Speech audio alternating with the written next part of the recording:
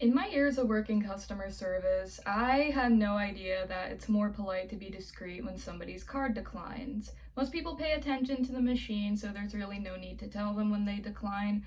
But, sometimes you get the person who's a bit too absorbed with their phone call or talking with their friends, so they're not paying too much attention. And when I tell them straight up that their card is declined, I've never had anybody get angry at me or get upset, and I've never had anybody in line or in the store judge the person in front of them. We're all grown adults, right? I don't know any customer enough to judge their financial situation. And I don't automatically assume they're broke when their card declines. The answer most of the time, their card is locked. The answer some of the time, they forgot to transfer enough money to their card. Or once in a while, someone will use a card that hasn't been activated yet. It happens. A while ago, I unintentionally embarrassed a customer. He was wearing his headphones, he was on phone call with his friend, completely absorbed in it, didn't pay any notice to me. When he came up to the register, he wasn't paying attention to the machine, and the machine said declined. But since he wasn't paying attention, he just started grabbing his stuff and walking out. And me, trying to prevent him from stealing, without thinking, what slipped out of my mouth was, "Sir, your card declined." And he turned around, gave me this look that let me know that I screwed up, and he came back and let me have it. He wasn't just rude, he wasn't just pissy, he was mean.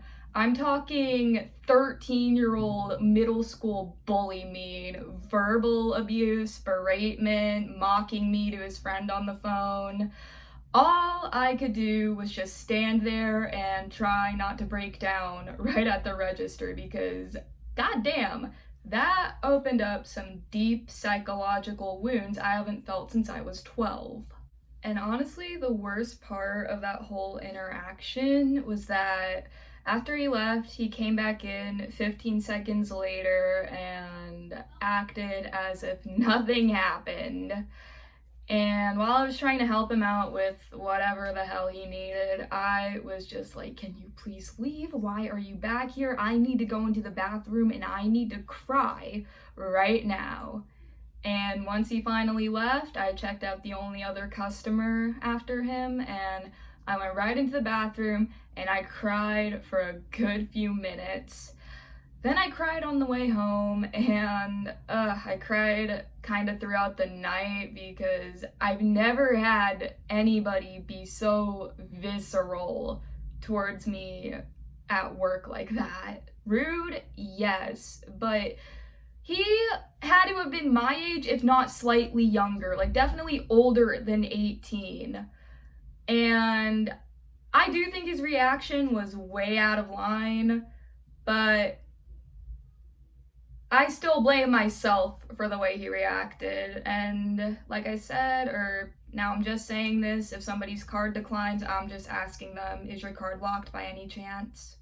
And I bring this story up because the entire time he was acting like that, he was laughing about it. He was acting like he was doing some of the greatest comedy ever witnessed. And I gotta be honest, I've just never really found insult comedy to be particularly funny.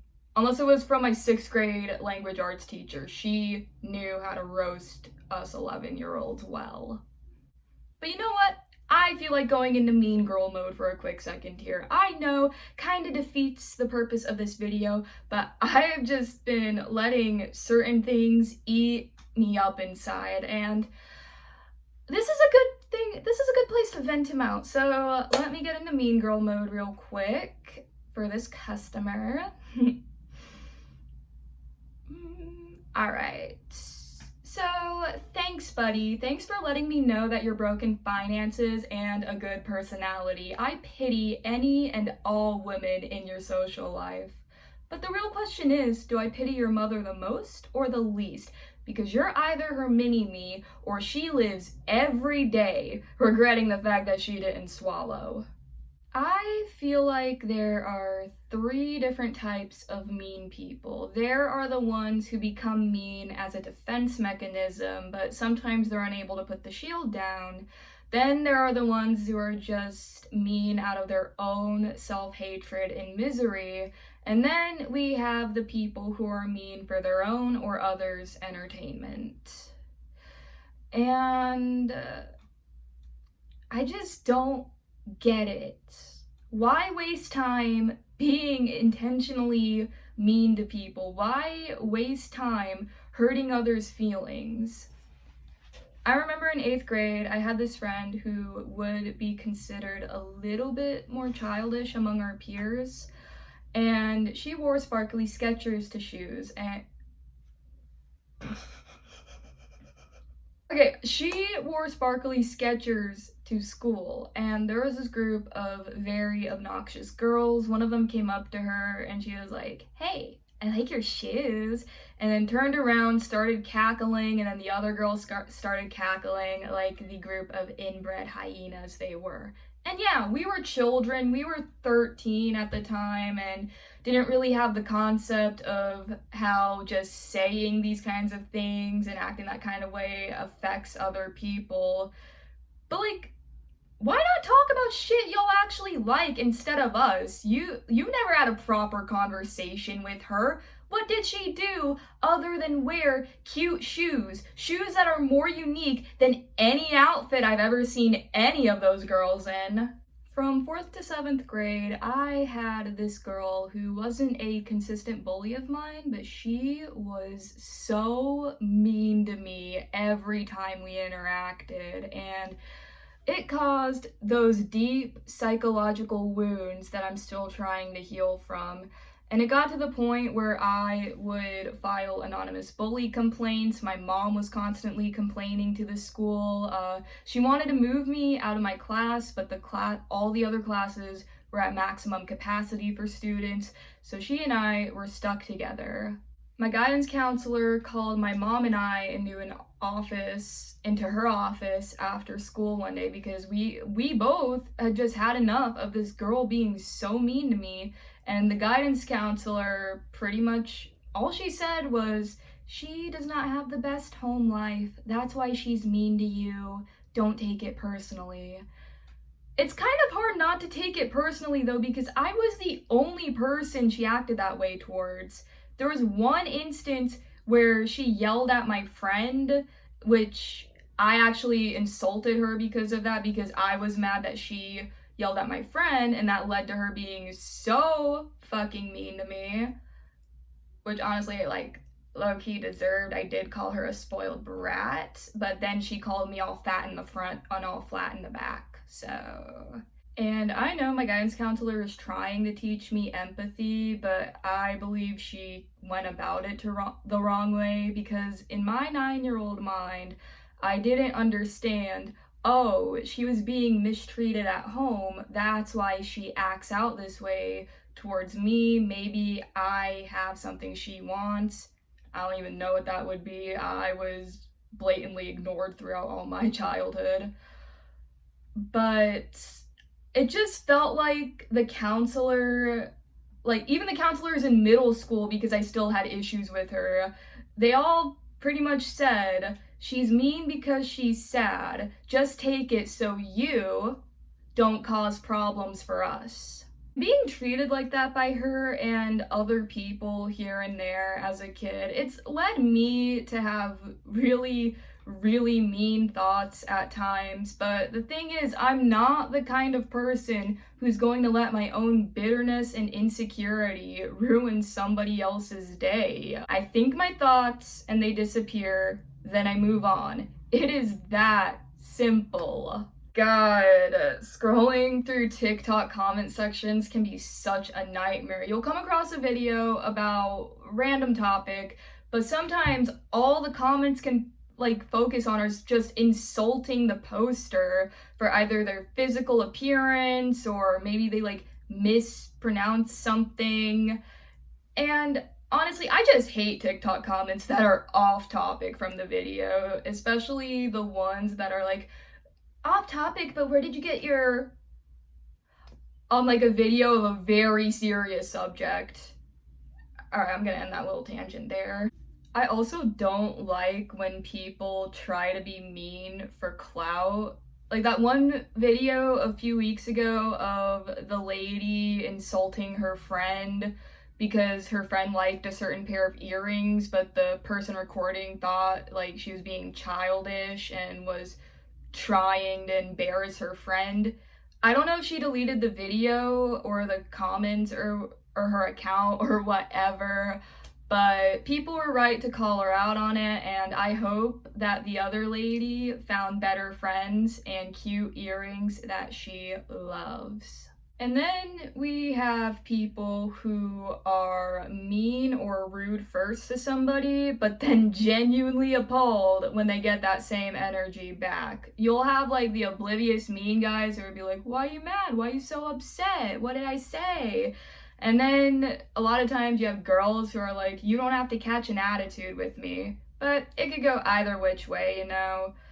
But I feel like sometimes people just subconsciously match others' energy, and then the person being mean just cannot handle that.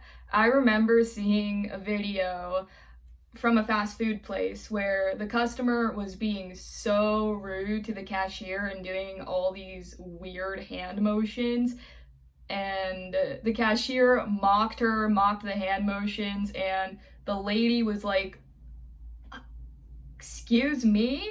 Like, she had the nerve to be appalled. From personal experience, I think mocking is one of the meanest things you could do to somebody.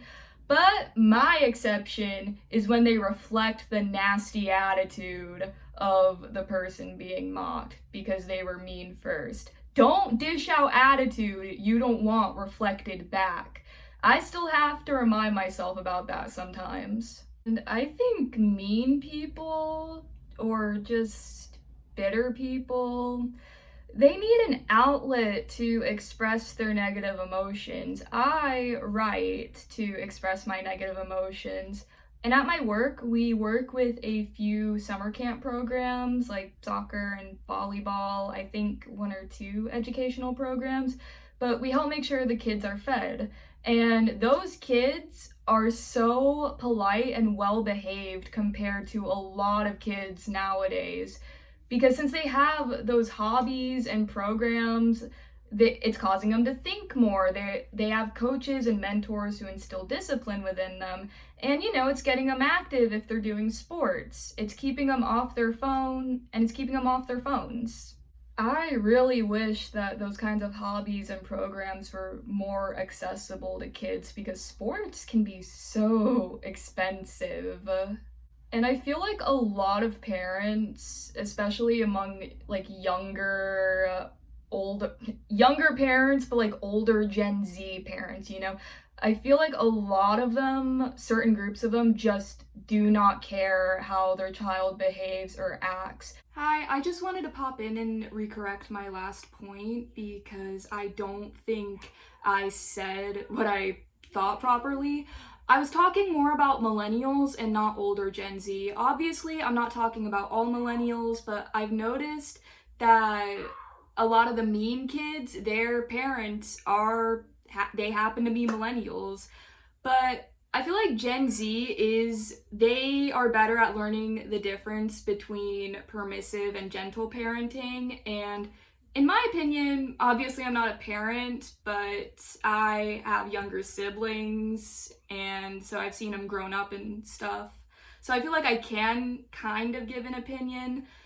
I think gentle versus permissive parenting, the difference is whether or not you teach your children that actions do have consequences. And I think there are obviously many ways to go about that without screwing up your kid like a lot of Gen X parents did to us. But I genuinely hate parents who think that it's cute or it's funny when their kid is actively disrespecting somebody. Like, why are you laughing at your kid being rude to a server? Why are you like, oh, you're so funny, she's joking? you're going to raise your kid to be a bully. There is a clear difference between teaching your kids to stand up for themselves versus raising actual bullies. And I wish more parents today would know that there is a line. I've just been thinking about the fact that more and more people seem to take their issues out on other people in real life or online. And that is what led me to make this video. The only piece of advice I can give is try to be kind, because other people won't be. I have to tell myself that every time before I clock into work, but life happens. Alright, I'm gonna end the video here. Thanks for watching. Bye.